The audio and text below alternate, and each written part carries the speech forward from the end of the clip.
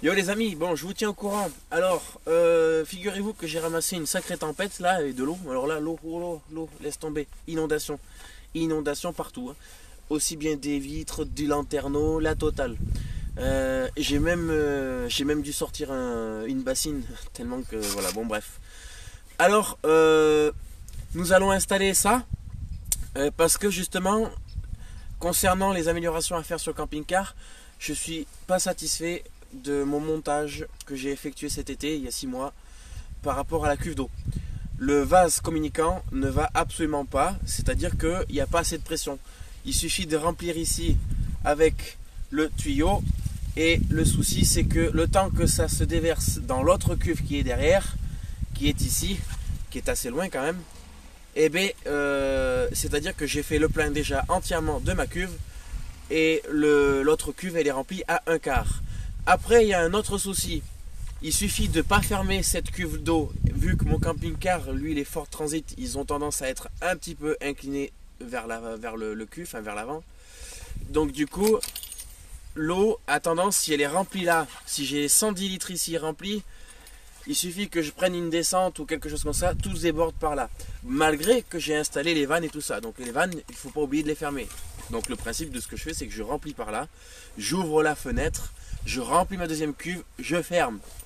Je consomme ma cuve numéro 1. Une fois qu'elle est vide, j'ouvre ma deuxième cuve. Là, ça sera terminé concernant le remplissage par la fenêtre. Nous allons remplir, nous allons installer ce bouchon que j'ai payé sur Amazon 11 € et qui est mieux que celui d'origine. On va faire ça ensemble. Donc pour cela, une scie cloche, une perceuse, à mon avis, un peu costaud, parce que quand même, mine de rien, on va percer la coque. Et voilà, et je croise les doigts pour pas tomber sur un linteau. Enfin, ouais, un lito. Voilà. Donc, il va falloir que je perce ici, en fait. Et je vais essayer de me mettre à niveau pour que ce soit esthétiquement joli. Putain, mais il fait vraiment froid, les gars.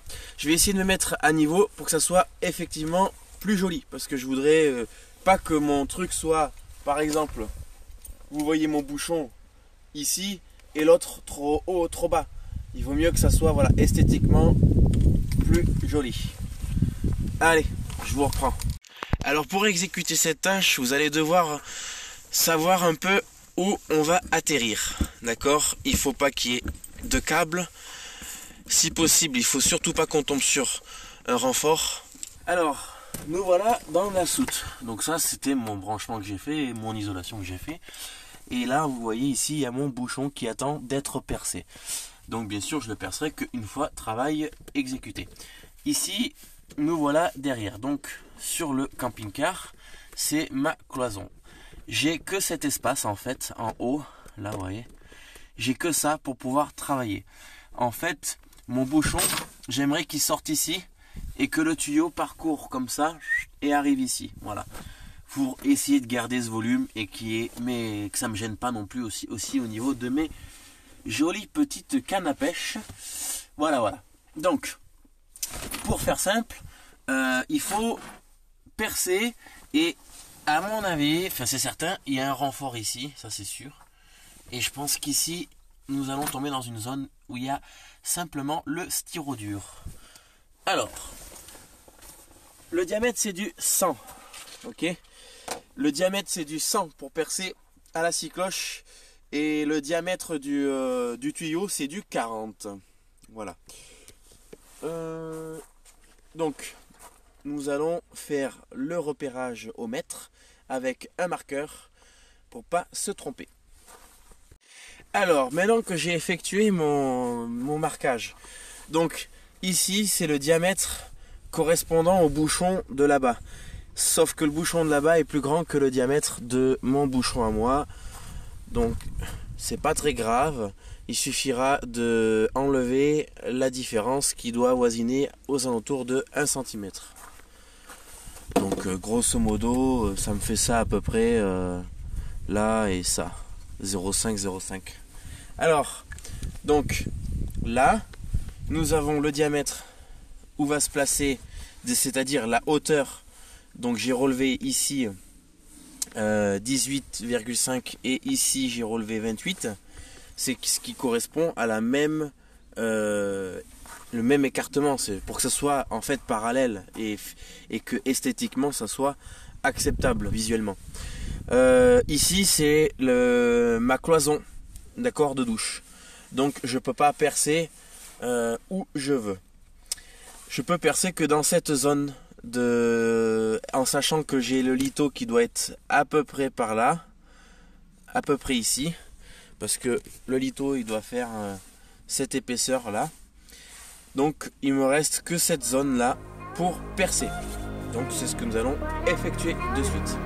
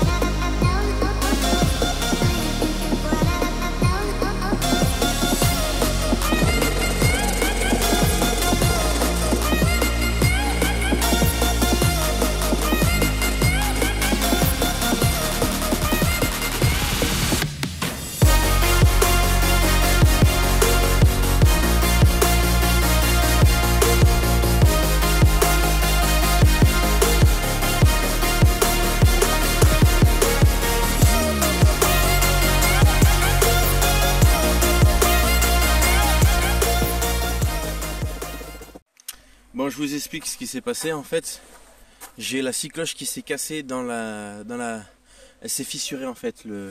La scie cloche, il y a un truc qui tient comme ça et il s'est complètement fissuré.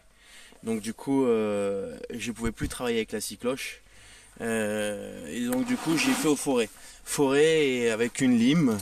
Et j'ai rattrapé le tout correctement, nickel. En sachant qu'ici, il y a un renfort parce que je suis tombé sur une agrafe. Donc voilà. Regardez-moi ce temps, putain. Pop, pop, pop, pop, pop, pop, pop. Catastrophe. Bon, pour les intimes. Donc, voilà comment est fait une paroi de camping-car. Donc, nous avons une couche en aluminium qui est très fine. Voilà, c'est la couche que j'ai coupée tout à l'heure. Ok. Et alors, elle a, je ne sais pas pourquoi, cette couleur-là. Je pense que c'est parce que l'aluminium en fait crée de l'humidité. Ou alors elle était collée. Je crois. Ah non, elle était collée. Donc ils ont collé. Et c'est de la colle en fait. Donc une plaque d'aluminium collée. Et là vous avez le styrodure bleu qui est épais. Là on a quand même du... j'ai le mètre, il est là-bas. Mais on a bien du... allez, je dirais 5 cm. Et nous avons cette couche de... Je ne sais pas ce que c'est. Je crois que c'est du tissu, de la fibre de tissu, je sais pas, comme de la toile de jute. Et nous avons la décoration tapisserie. Voilà. Bon, la nuit est tombée. Donc, une fois le trou effectué, tout. Et que vous avez nettoyé votre conduit. Alors j'ai un peu de bordel parce que j'ai dû tout rentrer précipitamment dans le bazar. Alors vous devez sceller vos tuyaux. Donc colle PVC et évacuation toute eau, adduction sous pression et d'eau potable. Produit machin. Donc convient pour l'eau potable. Il n'y a aucun risque pour ça. Ok. Alors pour ce faire, vous devez mettre un collier ici et veiller à son étanchéité. Même topo ici, d'accord. Alors là bien sûr j'ai percé ma cuve, ok. Donc je vous montre. Bon, il n'y a pas besoin de vous montrer comment on colle un produit. Alors je vous montre comment ça va se dérouler. On met de la colle ici sur le filetage et on met de la colle ici, ok. Et puis du coup après on enfile le tuyau d'arrivée jusqu'au fond. Il est un peu grand encore, mais bon, grosso modo ça va donner ça. Voilà, bien sûr il sera coupé à la bonne longueur. Voilà, et en même temps je vais en profiter pour remplacer mon tuyau qui a 20 ans, mon tuyau de l'autre cuve. Voilà. Concernant les tarifs, le bouchon 11 €. La cuve d'eau, on tourne aux alentours de 120 €.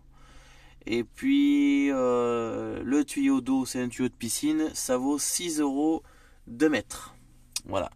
Et donc inutile d'aller chercher sur internet un diamètre 40 cannelé avec des espèces ça sert à rien, c'est pour ce qu'on veut faire. Ça coûte moins cher d'utiliser des tuyaux de piscine. Voilà. Bon voilà, donc vous êtes à la fin de la vidéo. Merci à vous d'avoir regardé jusqu'au bout, c'est sympa. Donc c'est terminé. Ma cuve a été rehaussée de 5 cm pour avoir un faux niveau et un déversement complet. Et donc du coup, le tuyau de remplissage, voilà. Donc comme vous avez pu voir, c'est terminé. Maintenant, aujourd'hui, je vais pouvoir remplir dans les cimetières et les camping-parks rapidement mes cuves. Plus besoin d'attendre le déversement et que la cuve s'équilibre. Parce que le souci avec ce système qu'on a fait, ça va pas, c'est trop lent, la gravité est pas assez puissante, voilà. Et concernant ce bouchon, je le trouve vraiment super. Donc je vais en racheter un. Et puis je préfère en blanc qu'en noir. Je vais en racheter un parce que celui-là il commence à être malade. Alors petite astuce, quand il reste bloqué et que vous ne pouvez plus le ouvrir, vous percez 2 vis à l'intérieur comme ça. Et ça fait que vous immobilisez la paroi amovible qui est censée en fait avec la clé tourner dans le vide. Comme ça vous ne pouvez pas ouvrir le bouchon. Et donc du coup vous pouvez rouvrir votre bouchon. Par contre la prochaine vidéo que vous allez me voir, c'est monter sur le toit. Et on va refaire les lanterneaux. Ça c'est obligatoire, je vous montre. Voilà, parce qu'en fait tout simplement j'ai eu des dégâts d'eau. Il a flotté, mais un truc de malade. J'ai même de l'eau qui est rentrée dans les baies. Tu vois, donc ce que j'ai fait c'est que je les ai percés. Sinon elles se remplissent et voilà. Donc donc du coup c'est un peu le bordel là vite fait. Parce que je suis en train de scinder comment ça s'appelle, ils sont trop grands en fait. Donc j'ai acheté une planche et je vais les séparer en deux. Donc je suis en train de faire ça actuellement aussi. Là voilà, donc le lanterneau qui pose problème, il est cassé. Et en fait c'est un lanterneau Fiamma, ça vaut pas grand chose. On peut pas voir, mais en fait si vous voulez, pour faire simple, des micro-fissures apparaissent dans le lanterneau, donc il est foutu. Alors j'y ai mis une colle polyuréthane pour stopper les fuites. Après j'ai foutu un coup de sèche-cheveux pour sécher le bois. Donc là tu vois le bois il était imprégné et humide. Aujourd'hui il est complètement sec, d'accord? Donc il est super sec. Et du coup on l'a sauvé. Il va falloir s'occuper de ça très vite. Là tu vois, regarde la fissure. Voilà. Alors je t'explique vite fait. Regarde ça, il y en a partout. Donc Fiamma a tout simplement protégé ça avec des produits anti-UV là. Sauf que cette partie là, elle est absolument pas protégée pour les UV. Et donc du coup, en haut, elle est en train de se disloquer littéralement. Voilà, je te mets ça en fin de vidéo. Voilà les lanterneaux qu'on va monter ensemble. Donc je t'attends dans une future vidéo quand la météo sera clémente. Les d'aspect ils sont très quali hein, quand même.